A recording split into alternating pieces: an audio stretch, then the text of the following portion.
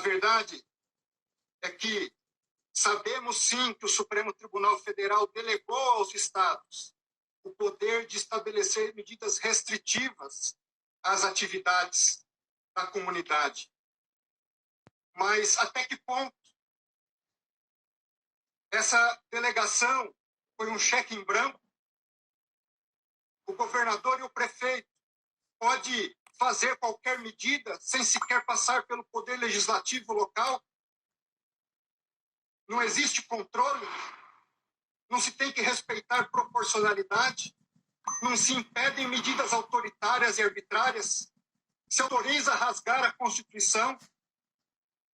Se autoriza a prender um vendedor de água ambulante e espancá-lo no meio da rua? Enquanto em grandes supermercados isso é feito legitimamente? Por que o pobre não pode vender bens de primeira necessidade? Por que uma pessoa não pode praticar o esporte na sua praia e seguir para a sua casa, onde pessoas, mulheres e jovens estão sendo presas? Até que ponto? Até quando? Até quando medidas abusivas? Até quando polícias, guardas municipais agredindo cidadãos e trabalhadores, sacando suas armas, simplesmente porque estão trabalhando? Isso que foi autorizado? Em primeiro lugar, nós precisamos definir do que nós estamos tratando hoje. Mas para definir sobre o que nós estamos tratando hoje, é importante, antes de tudo, definir do que nós não estamos tratando. Nós não estamos tratando de um debate entre vida e morte. Nós estamos tratando, isso sim, de uma perspectiva onde todo cristão se presume defender a vida incondicionalmente, onde todo cristão sabe e reconhece os riscos e perigos desta doença terrível, e onde todo cristão sabe que precisa tomar, sim, cuidados e cautelas diante desta enfermidade. Não se trata também de uma discussão política. Eu digo isso para que todos partamos do princípio e do consenso de que todos nessa discussão defendemos a vida. É imprescindível essa perspectiva. E isso é importante porque em uma sociedade tão tensa como a que nós vivemos hoje, parece que pensar diferente de nós significa a desqualificação dessa pessoa e da sua própria condição de pensar diferente de nós, atribuindo a elas adjetivos inapropriados e ofensivos a um Estado democrático de direito. Se é assim, do que nós estamos tratando? Nós estamos tratando de um partido político que apresenta a sua demanda para que, em essência, religiões cristãs, católicas e evangélicas possam realizar seus cultos, possam ir às suas igrejas. Mas dentro desse contexto, é importante fazer, e eu faço como registro histórico, o que significa para o cristão a igreja.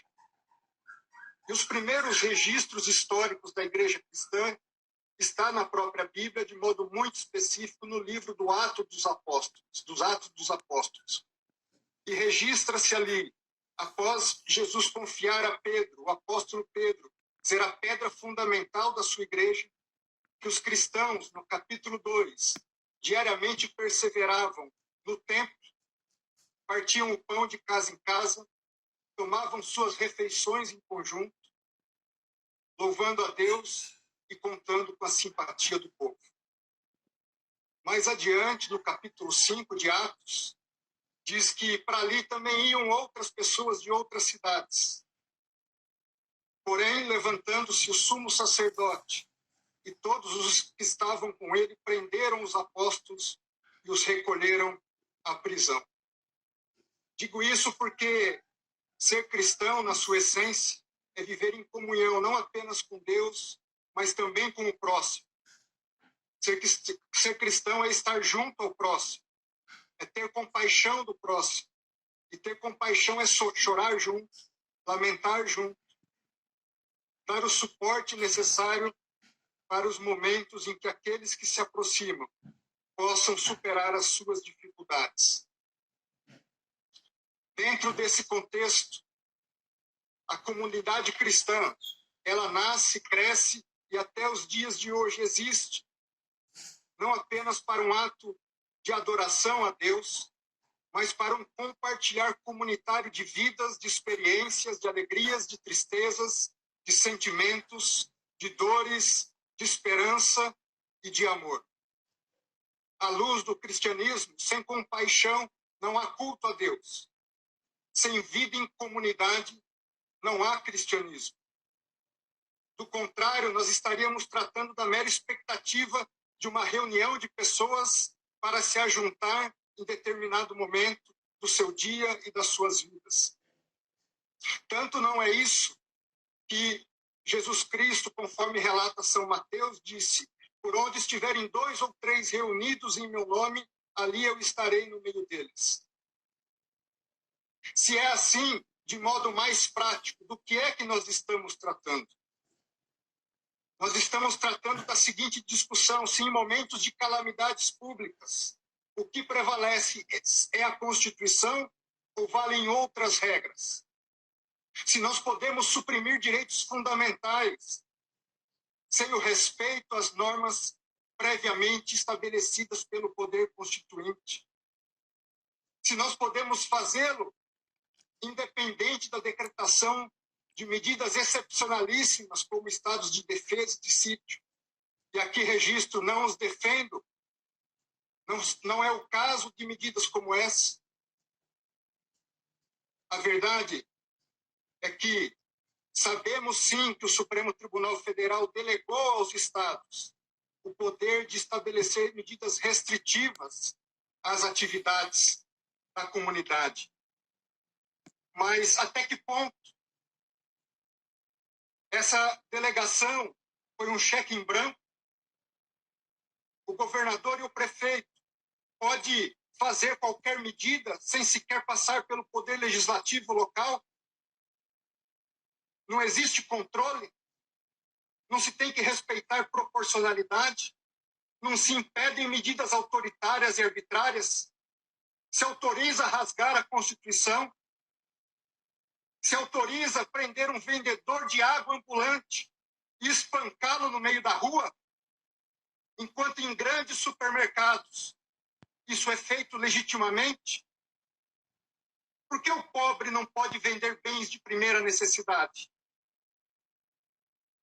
Por que uma pessoa não pode praticar o esporte na sua praia e seguir para a sua casa, onde pessoas, mulheres e jovens estão sendo presas? Até que ponto? Até quando? Até quando medidas abusivas? Até quando polícias, guardas municipais agredindo cidadãos e trabalhadores, sacando suas armas simplesmente porque estão trabalhando? Isso que foi autorizado? Eu tenho certeza que não foi isso. Eu tenho certeza que há limites e que o Supremo Tribunal Federal não deu um cheque em branco a governadores e a prefeitos. Dentro desse contexto, permitam-me fazer um parêntese. Não só agressões a trabalhadores, medidas de toque de recolher. Medida de toque de recolher é incompatível com o Estado democrático de direito. Medida de toque de recolher não é medida de prevenção à doença.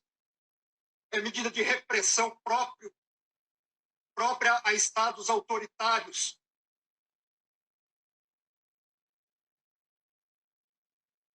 Falemos um pouco de injustiça para tentar encontrar a justiça. Tanto é injusto fechar-se templos e atividades religiosas, que a Suprema Corte dos Estados Unidos, em 2 precedentes, disse isso ser inconstitucional. Um deles citado brilhantemente pelo ministro Gilmar Mendes. E o segundo que trata de medidas adotadas pelo Estado da Califórnia, onde disse a Suprema Corte dos Estados Unidos em um dos seus votos: há 4 razões alegadas pelo Estado para proibir os atos religiosos. Em primeiro lugar, a alta interação entre pessoas. Segundo, proximidade física. Terceiro, permanência em períodos longos no mesmo local. Quarto, haver atividades de canto religioso. Diz a Suprema Corte: ninguém duvida que esses fatores podem aumentar o risco. Ninguém duvida que há um interesse público em diminuir esse risco. Essa Corte diz: não está negligenciando o sofrimento que muitos experimentam na pandemia. Porém, o Estado da Califórnia se equivocou na medida em que sugere que esses 4 fatores estão sempre presentes na atividade religiosa ou sempre ausentes em outras atividades seculares que a sua regulação permite. O Estado da Califórnia não buscou explicar por que não poderia enfrentar essas preocupações legítimas com regras mais brandas do que o banimento completo dos cultos. Em segundo lugar, vamos comparar situações fáticas similares. Como estão nossos ônibus, nossos trens, nosso transporte aéreo? Nossas secretárias do lar continuam passando 1h30, 2 horas em ônibus, trens e metrôs superlotados para estarem nos servindo em nossos lares.